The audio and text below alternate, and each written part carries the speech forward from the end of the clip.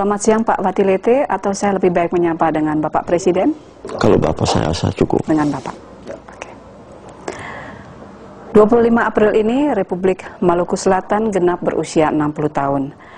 Saya akan memperlihatkan satu rekaman video singkat tentang kedatangan warga Maluku di Belanda pasca proklamasi RMS. Maar de Verenigde Staten maakten spoedig plaats voor een eenheidsstaat waar tegen Ambon in opstand kwam. De Republiek der Zuid-Molukken werd uitgeroepen, maar zij kon geen vuist maken tegen Indonesië. Uiteindelijk kwamen duizenden Ambonese militairen en hun gezinnen naar Nederland, dat zich verantwoordelijk achtte voor hun veiligheid. De militairen hadden deel uitgemaakt van het KNIL, het Koninklijk Nederlands-Indische leger.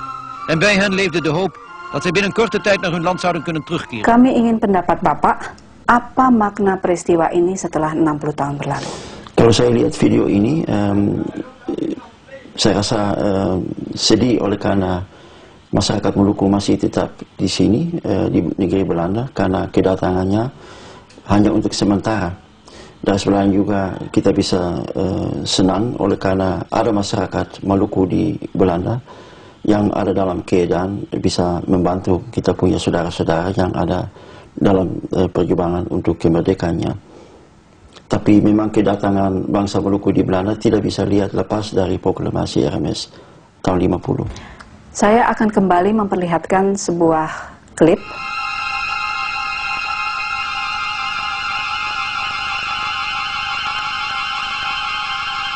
De treinkaping bij De Punt had bijna 3 weken geduurd toen de regering tot de conclusie kwam dat geweld het enige argument was dat er een eind aan kon maken. Het kostte de levens van 2 gegijzelden en 6 kapers. Pada tahun 1970-an, RMS di Belanda sangat radikal. Tetapi sekarang terlihat sangat lunak. Mengapa? Saya pikir waktu tahun 75 memang udara kekerasan itu bukan saja di kalangan RMS tapi juga di kalangan PLO, ETA dan lain-lain. Bertambah lagi dari pihak pemerintah Belanda dan mungkin juga dari pihak pemerintah Indonesia juga punya kebijaksanaan begitu hebat sampai masyarakat Maluku ada dalam kalangan masyarakat Maluku ada anak-anak muda yang rasa begitu tersinggung atau rasa sikapnya itu tidak baik sampai ambil tindakan macam ini. Sekarang kita sudah dalam masa yang baru dan kita yakin bahwa untuk mencapaikan apa yang kita mau dapat itu kemerdekaan, tidak usah pakai kekerasan. Baiknya kita cari jalan yang lain, berdialog, lobby dan lain-lain, supaya itu juga bisa membawa keuntungan lebih daripada kekerasan. Bapak pasti kenal Johan Teterisa. Kenal. Dia dipenjara karena membentangkan bendera RMS di depan Presiden Susilo Bambang Yudhoyono. 29 Juni, hari Harganas, ya suami saya sebagai pimpinan dari Cakalele. Jadi waktu di acara tarian masuk lapangan, langsung mereka ditangkap. Sampai sekarang di bawah, tidak ada punya hubungan relasi antara saya dengan suami saya sampai sekarang. Puluhan orang pro-gerakan RMS di Indonesia ditangkap, sementara para aktivis RMS di Belanda bisa hidup tenang.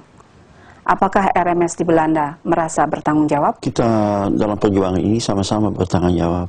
Kalau di sana ada bergerak seperti Johan Teterisa dan teman-teman, itu satu aksi yang berdamai, tidak ada salah apa-apa. Dan dalam proses ini kita berusaha untuk cari bantuan hukum.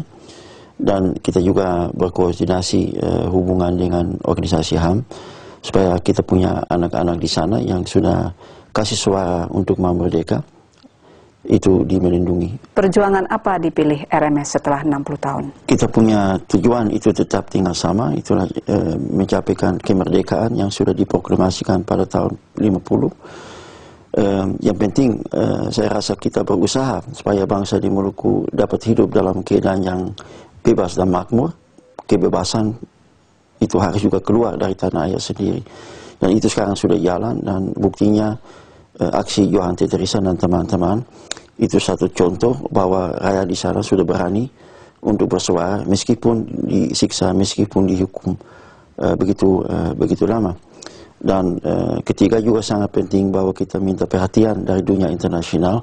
Dunia internasional harus lihat situasi di Maluku, terlebih karena ada begitu hebat pelanggaran HAM di sana yang harus diatasi untuk dunia internasional, terlebih juga untuk Indonesia sendiri. Terima kasih Pak Watilete atas jawabannya. Selamat siang. Selamat siang kembali.